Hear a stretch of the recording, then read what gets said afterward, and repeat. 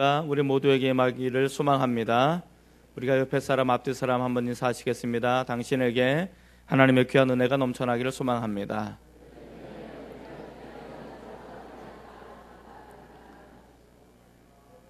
우리는 두 달에 걸쳐서 고린도전서 13장을 중심으로 사랑에 대해서 배웠습니다. 이제 마지막 시간이 됐습니다. 그 중에 제일은 사랑이라는 것을 우리가 살펴보기를 소망합니다. 이 세상 것 다 없어져도 마지막까지 남는 것은 하나님의 사랑, 영원한 사랑이라고 지난주 우리가 살펴봤습니다. 영원한 사랑을 우리가 바라봐야 되는 이유는 이 세상은 언젠가 모든 것은 사라지고 그치기 때문에 그렇다라는 것입니다. 우리가 좋아하고 우리가 사모하고 사랑했던 많은 것들이 다 사라져가고 또 그치게 될 것이라고 이야기해 주고 있습니다. 때로는 우리가 알고 있는 것이 부분적으로 알고 있기 때문에 이 부분적으로 알고 있는 것이 다 없어질 수도 있습니다. 또 우리가 생각하는 이 땅의 삶이 때로는 지극히 어린아이와 같아서 생각하는 것이나 또 우리가 말하는 것이나 깨닫는 것이 아직 영글지 않은 어린아이 수준에 머물러 있는 것이 이 세상의 삶이라고 이야기해 주고 있습니다.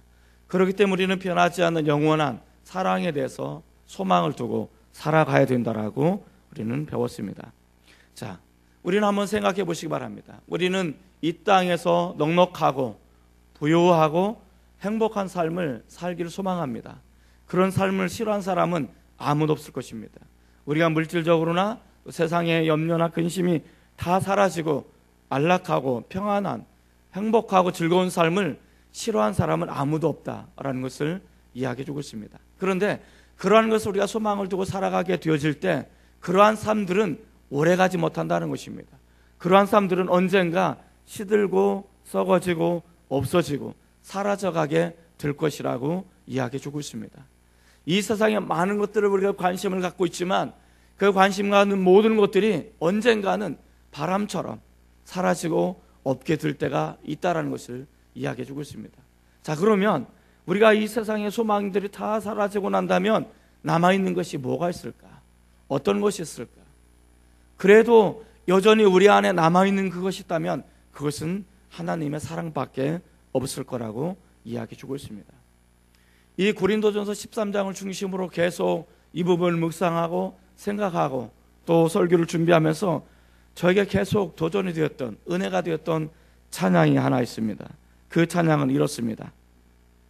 주 나의 모습 보네 상한 나의 맘 보시네 주 나의 눈물 안에 홀로 울던 마음 아시네 주 사랑 내게 있네 그 사랑이 날 채우네 주 은혜 내게 있네 그 은혜로 날 세우네 세상 소망 다 사라져가도 주의 사랑은 끝이 없으니 살아가는 이 모든 순간이 주 은혜임을 나는 믿네. 세상 소망 다 사라져가도 내가 이 세상의 화려한 것들, 이 세상의 물질적인 것들, 성공, 또 내가 인정받는 많은 것들에게 내가 소망을 두었지만 그 모든 것들이 다 사라져가서 아무것도 남아있는 것이 없는 그 순간에 주의 사랑은 끝이 없게 내 안에 남아있다는 것입니다. 그래서 내가 살아가는 이 모든 순간이 내가 힘들고 어렵지만 이 모든 순간이 하나님의 은혜임을 나는 비로소 깨닫게 되다라는 것입니다. 내가 이 세상 소망을 두고 열심히 젊은 날 희생하면서 치열하게 살아왔지만 그래서 내가 뭔가 내가 얻었다라고 생각하는 그 순간 우리는 모든 것이 바람을 잡는 것과 같아서 다 사라져가는 그래서 절망과 의기소침이 우리 가운데 몰려올 때 그 순간 그럼에도 불구하고 여전히 나를 살아 숨쉬게 하는 것 그럼에도 불구하고 여전히 내 안에 떠나가지 않는 마지막 그것이 있다면 하나님의 사랑입니다. 그 사랑이 나를 채우고 그 사랑이 그 어려운 가운데 나를 다시 한번 일으켜 세워주신다라고 말하고 있습니다. 그래서 내가 이 모든 살아가는 순간순간들이 하나님의 은혜라고 다시 고백할 수밖에 없는 것 이것이 하나님의 영원한 사랑인 것입니다. 이 영원한 사랑을 가슴에 품고 살아가시기를 주님의 이름으로 축원을 드립니다. 그렇다면 여전히 마지막까지 남아있는 것이 하나님의 사랑일진데 이 사랑을 우리가 어떻게 추구할 것인가? 이 부분을 우리가 좀 더 묵상해 보셨으면 좋겠습니다. 영원한 사랑을 우리는 어떻게 추구할 것인가? 첫째, 온전한 것이 올 때를 기다리면서 추구하는 삶을 살아야 됩니다. 따라해 볼까요? 온전한 것이 올 때를 기다려야 합니다. 자, 13장 8절 말씀을 우리 한번 같이 읽어보도록 하겠습니다. 13장 8절입니다. 자, 시작. 사랑은 언제까지나 떨어지지 아니하되 예언도 패하고 방언도 그치고 지식도 패하리라. 여기서 우리에게 중요하게 여기지는 말씀은 사랑은 언제까지나 떨어지지 않는다라는 것입니다. 사랑은 언제까지나 떨어지지 않는 것. 사랑은 사라지지 않는다는 것을 우리에게 이야기해 주고 있습니다. 모든 것이 사라지고 모든 것이 그치는 그 순간 속에서도 여전히 남아있는 것, 그것은 하나님의 영원한 사랑. 그래서 사랑은 언제까지고 떨어지지 않는다라고 이야기해 주고 있습니다. 이 사랑이 언제까지나 떨어지지 않는다라는 것은 어떤 의미가 있을까? 세 가지 의미가 있습니다. 사랑은 어떤 상황 속에서도 패배하지 않는다라는 뜻이 담겨져 있습니다. 따라해 볼까요? 사랑은 어떤 상황 속에서도 패배하지 않습니다. 우리가 이 땅을 살아가게 되어질 때, 이 땅에 소망을 두고 살아가게 될 때 우리는 패배할 수 있습니다. 우리는 넘어질 수 있습니다. 우리는 좌절할 수 있습니다. 우리는 실망할 수 있습니다. 그러나 내 안에 있는 하나님의 사랑은 패배하지 않습니다. 내 안에 있는 하나님의 사랑은 영원히 꺼지지 않습니다.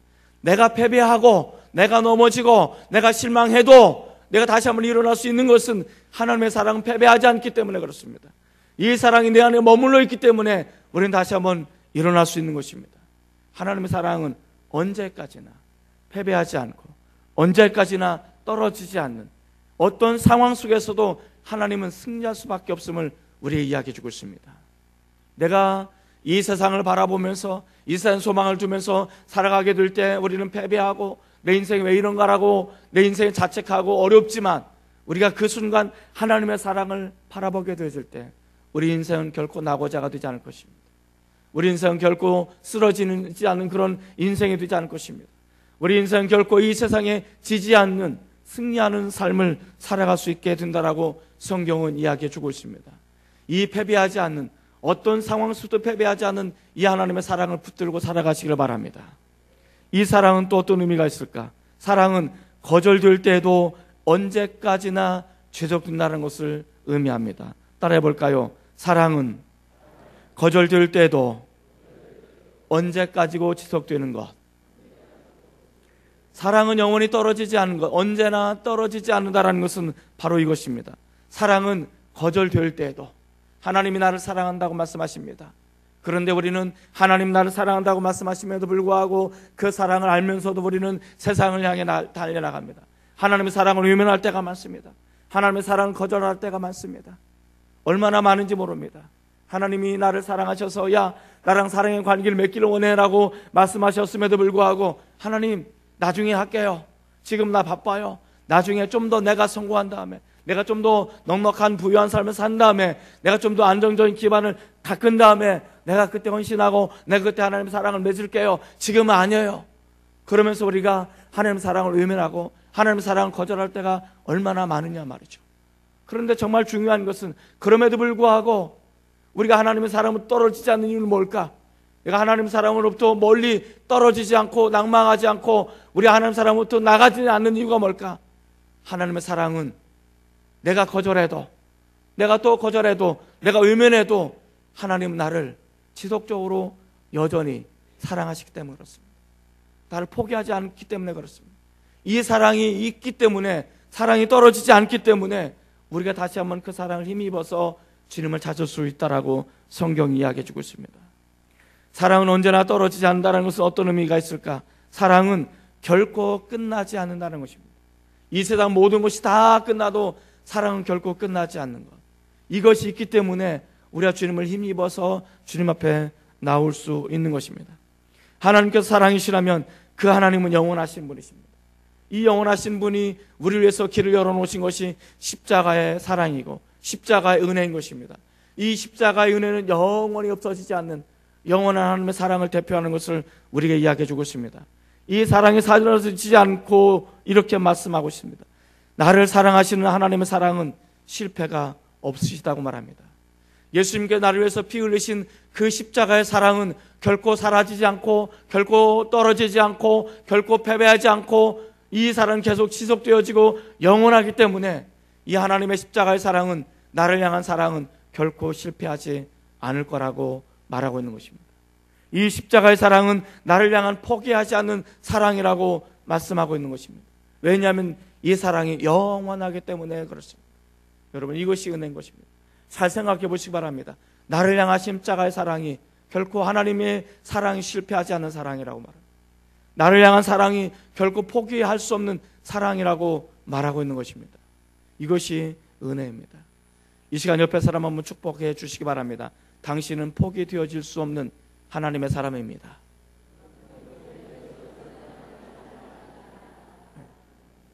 그거 아십니까? 여러분들을 향한 하나님의 사랑은 실패하지 않습니다. 믿으십니까? 여러분들을 향한 하나님의 사랑은 포기되지 않습니다. 믿으십니까? 여러분, 이 사랑이 내 안에 머물러 있는데 뭐가 근심이고 뭐가 걱정이고 어떤 염려가 있습니까? 나를 향한 실패가 없으신 하나님의 사랑, 포기되어질 수 없는 그런 하나님의 사랑이 내 안에 머물러 있을 때 우리는 더 귀한 것으로 달려나갈 수 있음을 믿습니다. 하나님은 오늘 이런 사랑을 가지고 나에게 찾아오셔서 이런 사랑을 나에게 주시겠다고 말씀하시는데, 이 포기되어질 수 없는, 실패할 수 없는 사랑을 가지고 승리하시기를 주의 이름으로 축원을 드립니다.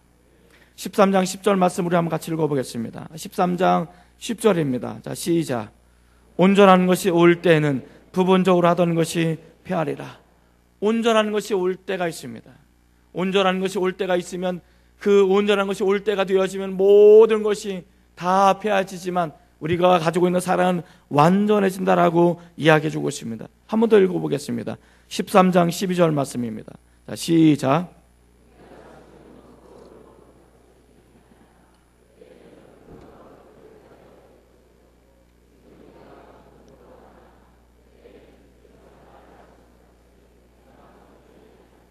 자, 거기 한번 밑줄을 그어보시기 바랍니다. 지금이란 단어가 두 번 나오죠. 우리가 지금은 거울로 보는 것 같으나 지금은 내가 부분적으로 하나, 이 지금이라는 단어에 두 번 밑줄을 그으시고, 또 그때라는 단어가 두 번 나옵니다. 그때는 얼굴과 얼굴을 대하여 볼 것이고, 그때는 주께서 나를 아신 것 같이 내가 온전히 알게 될 것이다 라는 것입니다. 자, 그때라는 단어와 그리고 지금이란 단어가 대조를 이루고 있습니다. 지금은 어떻다는 거예요? 지금은 우리가 희미하게 보이는 거죠. 지금은 우리가 부분적으로 하는 거예요. 그러나 그때가 되어지면 우리가 얼굴과 얼굴을 대면해서 확실히 알게 될 것이고, 그때가 되면 우리가 아는 것처럼, 주님이 나를 아는 것처럼 우리는 완전한 것을 알게 될 것이라고 말씀하고 있습니다. 자, 그러면 10절의 말씀에 온전한 것이 올 때, 온전한 것이 올 때하고 12절에 그때, 이건 같은 날일까요? 다른 날일까요? 이 어려운 것은 성가단한테 물어봐야 됩니다. 자, 10절에 온전한 것이 올 때, 그때하고 12절에 그때는 같은 날일까요? 다른 날일까요? 아, 역시 똑똑해요. 같은 날이에요. 같은 날. 그럼 이게 무슨 날일까요? 이 날은? 안 알려줘도 너무 잘 알아요. 어떤 날이라고요? 재림하시는 날. 예수님께서 재림하시면 어떤 일이 일어나냐면, 예수님께서 재림하시면 부분적인 것은 다 패하지고 일부분 알던 것이 이제는 확실하게 알게 되는 거예요. 우리가 조금만 관심을 갖게 되어지면, 조금만 우리가 열성을 내게 되어지면 안 보이는 게 아니에요. 희미하게 보이는 거예요. 모르는 게 아니에요. 부분적으로 아는 거예요. 그런데 우리는 희미하게 보이고 부분적으로 아는 것을 이렇게 말합니다. 아무것도 안 보이는데 뭐가 보인다고 그래? 뭘 알 수 있다라고 말해? 이렇게 말할 수 있습니다. 그런데 관심을 좀만 더 가지면 희미하게 보이는 거예요. 안 보이는 게 아니에요. 보여요. 모르는 게 아니에요. 알게 돼요. 많은 사람들이 전도하다 보면 이렇게 말합니다. 예수 믿고 천국 가십시오라고 말하면 대뜸 이렇게 말합니다. 당신 천국 가봤어요? 천국 정말 있어요? 당신 죽어봤어요? 한번 내게 보여봐요. 이렇게 말하면 여러분들 어떤 마음이 드세요? 설마 이런 마음은 드는 건 아니죠. 그래, 그렇게 살다가 너 지옥 가라? 네, 그런 마음 들면 안 돼요. 네. 자, 억하심정으로 막 따지듯이 하더라도 우리는 어떻게 긍휼히 하게 돼요. 왜? 그 사람은 못 보니까, 모르니까. 그러나 우리는 어떻습니까? 부분적으로 알아요. 희미하게는 보여요. 조금만 관심이 있으면 하나님의 나라가 어떤 것인가를 성경을 통해서 알 수 있어요. 천국이 어떤 것인가를 우리를 통해서 알 수 있어요. 그리고 이 천국에 어떻게 가야 되는지 우리가 보여줄 수 있어요. 그래서 지금은 희미하게 보이지만 예수님께서 재림하시는 그 순간 모든 것이 확연하게 다 알게 되고 다 보여진다는 것을 우리에게 이야기해 주고 있습니다. 여러분, 희미하게 보이는 것은 어떤 것을 의미할까? 우리는 희미하게 보이는 하나님의 사랑을 통해서 우리는 더 완전한 것을 바라보고 소망하면서 살아가게 되는 거예요. 지금은 하나님의 사랑을 조금밖에 경험할 수 없지만, 하나님의 나라를 조금밖에 경험할 수 없지만, 하나님의 은혜를 우리는 다는 경험하지 못하고 조금밖에 경험하지 못하지만, 이 조금밖에 경험하지 못하는 것을 통해서 우리는 알게 되는 거죠. 아, 천국이 이런 것이구나, 하나님이 이런 분이시구나, 말씀이라는 것이 이런 것이고 은혜라는 것이 이런 것이구나, 이걸 알게 되는 거예요. 이것을 경험한 사람은 소망을 갖게 되는 것이죠. 우리 예수님이 오신다면, 우리 주님이 재림하시는 그 순간, 재림하게 되었으면 내가 조금은 알고 있지만 이것이 언젠가는 완전하게 알게 되는 것이에요. 내가 지금으로 부분적으로 보여지고 희미하게 보이지만 그때는 확실하게 보여지는 것을 기대하고 소망을 갖게 되어지는 것입니다. 예수님의 재림하시면 모든 것이 확연하게 됩니다. 그래서 우리는 예수님의 재림에 대해서 소망을 가져야 돼요. 예수님의 재림에 대해서 기대를 해야 되는 거예요. 그리고 예수님의 재림하실 때, 내 이름을 부르실 때 내가 여기 있습니다라고 대답할 수 있는 준비를 가져야 되는 거예요. 우리 일제시대 때 우리 믿음의 선조들은 그랬습니다. 저녁 노래 뉘어뉘어지면 우리 주님께서 저 황혼의 때 오시나, 새벽 미명에 이르면 붉은 태양이 떠오르면 붉은 태양을 떠오르는 그 순간에 우리 주님이 오시려나, 구름이 잔뜩 끼어져 있으면 저 구름 타고 우리 주님 오시려나, 언제 우리 주님 오시려나, 내가 지금 기다립니다, 고대합니다, 주님 속히 오시옵소서. 그래서 그들은 일제 정말 암흑기와 같은 그 어려운 순간에 이 재림에 대한 소망을 가지고 그들은 믿음을 가지고 견뎠던 것입니다. 그런데 지금은 어떻습니까? 우리가 물질로 좀 더 화려하고 물질을 넉넉하고 물질의 풍성함을 누리면서 우리는 바라봐야 될 것을 놓치고 있지는 않습니까? 이 물질의 안락감에 빠져서 우리가 예수님의 재림을 고대하고 소망하는 이 부분을 우리가 놓치고 있지는 않은지 참으로 우리 자신을 한번 뒤돌아보시기 바랍니다. 언젠가 우리 주님께서 구름 타시고 천사들의 나팔 소리로 이 땅에 오실 때 우리 주님께서는 많은 사람들의 이름을 부르실 것입니다. 여러분들의 이름을, 저와 여러분의 이름을 부르실 때 우리는 그렇게 대답하셔야 됩니다. 주님, 저 여기 있어요. 저 주님 기다렸어요. 우리 주님 재림 기다리면서 저 지금까지 살아왔습니다. 내가 주님의 이름을 의지하면서 주님 앞에 나가겠습니다. 그렇게 되어지는 은혜가 넘쳐났으면 좋겠습니다.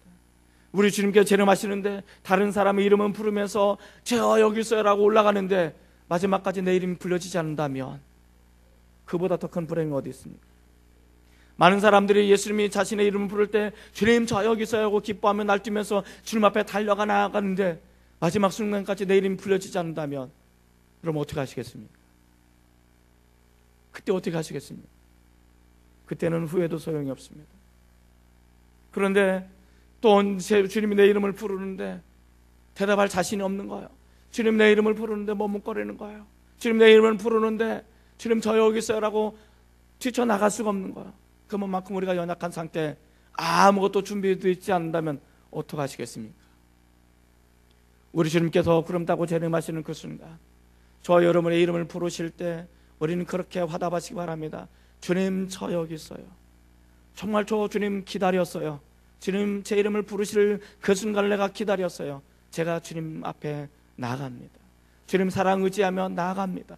나를 받아주셔서 감사합니다. 이 고백이 저 여러분의 고백이 되었으면 좋겠습니다. 그런 은혜가 우리 모두에게 임하시기를 주님의 이름으로 축원을 드립니다. 우리가 영원한 사랑을 어떻게 추구해야 될까? 둘째, 결코 끝나지 않은 사랑을 소망하면서 추구해야 됩니다. 따라해 볼까요? 결코 끝나지 않은 사랑을 소망해야 합니다. 자, 13장 13절을 한번 같이 읽어보겠습니다. 13장 13절입니다. 자, 시작. 그런즉 믿음, 소망, 사랑 이 세 가지는 항상 있을 것인데 그 중에 제일은 사랑이라. 믿음과 소망과 사랑은 언제나 있을 것이지만 그 중에 으뜸은 사랑이라고 이야기해 주고 있습니다. 그런데 우리가 여기서 주목해 봐야 될 단어는 항상이라는 단어입니다. 항상. 하나님의 사랑은 항상 언제나 있을 것이라고 말하고 있습니다. 이것은 항상 있다라는 것은 사랑은 마지막까지 남아있는 것이라고 우리에게 이야기해 주고 있습니다. 모든 것이 다 사라져가고 모든 어떤 상황 속에서 우리가 패배하지 않는, 마지막까지 우리를 승리하게 만드시는 그 하나님의 사랑이 우리 안에 남아있다라고 이야기해 주고 있습니다. 그리고 이 사랑은 과거에도 있었고 지금도 있었고 앞으로도 있을 것이라고 이야기해 주고 있습니다. 우리가 생명사람 그 고린도후서 1장에 보면 아주 의미 있는 그런 부분이 있습니다. 우리가 어떻게 하나님을 의지할까? 위로하신 하나님을 우리가 전적으로 어떻게 의지할까? 예수님을 죽음에서 부활하게 만드신 하나님의 사랑을 의지할 때, 하나님의 능력을 의지할 때 우리가 이런 역사가 나타난다는 것입니다. 고린도후서 1장 10절에 보면 이렇게 말합니다. 그가 이같이 큰 사망에서 우리를 건지셨고 또 건질 것이며 이후에도 건지시기를 그에게 바라노라. 과거에도 큰 사망에서 우리를 건지셨고 지금도 건지고 계시고 앞으로도 이 큰 사망에서 우리를 건지실 하나님을 나는 전적으로 의지하고 전적으로 바라보겠습니다. 이것이 고백인 것입니다. 저는 이 고백이 우리들의 고백이 되었으면 좋겠습니다. 오직 죽은 자를 살리신 하나님을 전적으로 의지하게 되어질 때, 과거의 사망에서 우리를 건지셨던 하나님, 지금도 우리를 건지시고 앞으로도 우리를 건지실 그 하나님, 이야기는 과거에도 우리를 끊임없이 십자가의 사랑으로 사랑하셨던 패배하지 않는 하나님의 그 사랑이 과거에도 있었고 지금도 있을 것이고 앞으로도 영원히 있을 것이라고 이야기해 주고 있습니다. 이것이 하나님의 사랑인 것입니다. 이것이 하나님의 최종적인 결론인 것입니다. 믿음과 소망과 사랑은 영원히 있을 것이라고 말하고 있습니다. 그런데 이것을 좀 더 깊게 묵상해 보면 이렇습니다. 믿음과 소망은 천국에 가면 사라질 것입니다. 왜 그럴까요? 믿음이라는 게 어떤 것일까요? 믿음이라는 것은 구원의 출발점을 말하는 것입니다. 구원이라는 것은 어떤 것입니까? 내가 영원한 지옥으로 가던 내 발걸음을 예수님의 십자가의 죽으심으로 인해서, 내가 그 예수님을 믿음으로 인해서 내 삶을 전환하는 것입니다. 터닝 포인트 하는 것입니다. 내가 하나님으로 전환하는 것입니다. 지옥의 삶에서 천국의 방향으로 바꾸는 것이, 이것이 믿음의 출발점, 스타트입니다. 근데 많은 사람들이 이 믿음을 착각하고 있습니다. 어떻게 착각하고 있냐면, 나는 엄마 뱃속에부터 교회를 다녔어요. 어린 시절부터 교회를 다녔어요. 그래서 교회를 다니는 것은 너무나 자연스러워요. 그래서 예배 끝나고 점심 먹는 게 가장 행복한 순간의 하나예요. 그렇지 않아요? 예. 이것이 우리는, 이 종교 행위가 우리는 신앙생활이라고 착각하는 거예요. 내가 어렸을 때부터 교회를 열심히 다녔고 또 열심히 다녔기 때문에 집사도 되고 열심히 다녔기 뭐도 되고 이제 열심히 다녔기 때문에 교사도 할 수 있고 성가대도 할 수 있고 안내도 할 수 있고 뭐 여러 가지 헌신도 할 수 있어요. 자, 그런데 그것이 내가 구원받은 것으로 착각하는 경우가 있습니다. 믿음 생활과 교회 생활은 다른 거예요. 그런데 많은 사람들은 이 믿음 생활과 교회 생활이 같은 걸로 착각하고 있는 거예요. 예수님이 영접한 사실이 없는데, 예수님을 인격적으로 만난 사실이 없는데, 예수님을 내가 나의 삶의 주님으로 영접한 사실이 없는데 마치 나는 영접한 것처럼 착각한 거예요. 왜? 그게 너무나 익숙하고 그게 너무나 자연스럽기 때문에. 그러나 그것은 아닌 것입니다. 우리가 요즘은 특세 기간 동안 하나님을 경험하는 삶에 대해서 배우고 있습니다.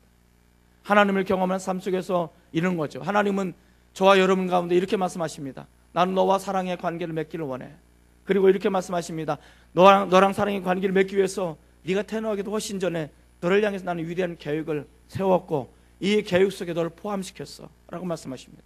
그리고 내가 이 계획 속에 포함시키기 위해서 내가 나오지는 못했지만 나올 수 있도록 새로운 길을 열어놨는데 이것이 예수님의 십자가의 길이라고 말합니다. 그리고 고린도후서 3장 10절에 그렇게 말합니다. 그런지 누구든지 그리스도 안에 있으면 새로운 피조물이야. 이전 것은 지나갔으니 보라 새 것이 되었도다. 그리스도 안에 있으면 새로운 피조물이 되었다고 말합니다.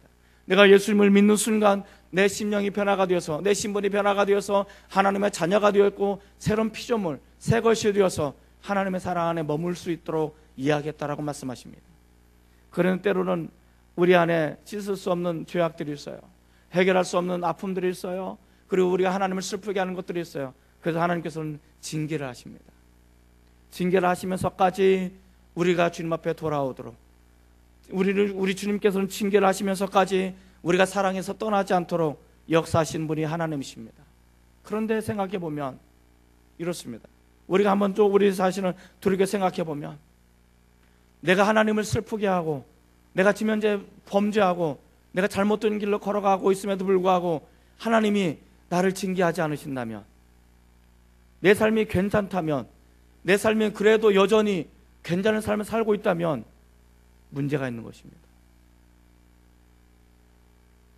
하나님이 나를 버리셨든지 아니면 본래부터 내가 하나님의 자녀가 아니었든지 둘 중에 하나입니다. 자녀가 잘못된 길로 걸어가면 그를 가만히 바라보고 구경만 하고 있는 부모는 아마 없을 것입니다. 분명히 자녀가 잘못된 길로 가고 있다면 그 잘못된 길로 가지 못하도록 리턴할 수 있도록 부모는 온갖 노력을 다할 것입니다. 내가 잘못된 길로 가고 있는데, 내가 내 자신이 봐도 잘못된 길로 걸어가고 있는데 하나님께서 아무런 징계도 하지 않고 아무런 역사도 하지 않는다면 나는 본래부터 하나님의 자녀가 아니었던 것입니다. 예수님 영접한 사실이 없는 것이죠. 그래서 우리는 되돌아켜 봐야 되는 것입니다. 자, 그런데 내가 잘못된 길로 가고 있을 때 하나님께서 나에게 징계를 하시고 채찍을 하시고 내 마음의 양심에 가책을 넣어주신다면 그것은 하나님이 내가 자녀됨을 인정하는 것입니다. 이것이 믿음인 것입니다. 믿음의 출발점이라는 것은 이와 같은 것입니다. 믿음의 출발점이라는 것은 내가 지옥에서 천국에 들어갈 수 있는 자격을 부여하고 이 믿음의 길을 걸어가게 만드는 것이 믿음인 것입니다. 그리고 믿음의 결과로 천국에 이르게 되었을 때 더 이상 믿음이 필요하지 않습니다. 소망이라는 것은 어떤 것입니까? 소망이라는 것은 내가 믿음의 길을 걸어가죠. 내가 믿음의 길을 걸어가는데 어려움이 다가옵니다. 시련이 다가옵니다. 고난이 다가옵니다. 하나님 앞에 기도해도 때로는 응답이 없을 때가 있습니다. 그럴 때 우리는 의기소침합니다. 내가 이 길을 걸어가야 되나 말아야 되나? 내가 교회를 다녀야 되나 말아야 되나? 내가 교회를 나오면 내 문제가 해결될 줄 알고, 내가 교회를 나오면 내 질병이 없어지고, 내가 교회를 나오면 내 문제가 해결될 줄 알고 나왔는데, 그래서 기도했는데 아무런 변화가 없어요. 그럼 우리는 의기소침하게 되죠. 내가 하나님을 믿어야 되는지 말아야 되는지, 내가 이 길을 계속 가야 되는지 말아야 되는지 갈등이 생길 때가 있어요. 이때 우리는 하나님의 영원한 천국을 바라봐야 되는 거예요. 나는 이 땅에 힘들고 어려운 삶을 살아도, 때로는 내가 원하는 삶의 모습으로 살아가지 못하더라도 나는 영원한 천국을 바라보면서 소망을 간직하면서 살아가야 되는 거예요. 우리가 영원한 천국의 소망을 두고 살아가게 되어질 때 이 땅에 많은 어려움들이 있어도, 많은 고난이 있어도 그것을 참고 인내하고 견딜 수 있는 힘과 능력이 생기는 거예요. 왜냐하면 이 땅의 것은 나의 것이 아니기 때문에, 이 땅의 것은 우리의 영원한 것이 아니기 때문에, 이 땅의 것은 영원한 것이 아닙니다. 우리의 영원한 것은 저 천국에 있습니다. 그래서 천국에 갈 길을 소망하고 그것을 바라보며 살아가게 될 때 우리는 이 땅이 아무리 힘들고 어려워도 포기하지 않는 것, 이것이 소망인 것입니다. 천국에 하면 세 가지 놀란다는 게 있잖아요. 세 가지 놀라잖아요. 첫 번째, 뭐를 놀래요? 아, 내가 정말 천국에 왔구나. 처음에는 긴가민가 했어요. 불안했어요. 두려웠어요. 내가 정말 예수님을 이렇게 믿는데 천국에 가는 것은 나는 알긴 아는데 정말 내가 천국에 갈 수 있을까? 뭐 근심도 되고 염려도 들 때가 있어요. 근데 막상 천국에 와보니까 너무 좋은 거예요. 그래서 놀란다는 거죠. 천국에 가니까 두 번째 놀라는 것은, 아니 저 인간이 왜 여기 와 있지? 저 인간은 여기 오면 안 되는 인간인데 저 인간은 왜 여기 와 있을까? 이해가 안 되죠. 그것 때문에 놀라는 거죠. 세 번째는, 왜 그 사람이 안 보일까? 그 사람 누구보다도 천국에 먼저 와 있을 줄 알았는데 그 사람이 왜 안 보일까? 이래서 놀란답니다. 저는 오늘 2부 예배 드리시는 우리 모든 분들 천국에서 놀라기를 바랍니다. 엉뚱한 데 가서 놀라지 마시기 바랍니다. 꼭 천국에 가서 놀라시기를 바랍니다. 이것이 우리가 믿음을 가지고 살아가는 것이고 우리가 영원한 천국을 소망하면서 살아갔을 충분한 이유가 되는 것입니다. 자, 이제 우리가 천국에 갔어요. 천국 갔기 때문에, 천국을 소망하며 살아왔기 때문에, 그 소망을 이루었기 때문에 소망 더 이상 필요하지 않습니다. 믿음이 완성되었기 때문에 믿음 더 이상 필요하지 않습니다. 그 중에 유일하게 남아있는 것은 하나님의 사랑입니다. 그래도 남아있는 것, 이 사랑, 이 사랑을 가지고 오늘도 살아가시기를 바랍니다. 이 사랑을 가지고 영원한 천국에 이르러서 함께 기뻐하고 즐거울 수 있는, 그곳에서 정말 함께 놀라면서 찬양할 수 있는 저 여러분이 되시기를 주님의 이름으로 축원을 드립니다. 기도하시겠습니다.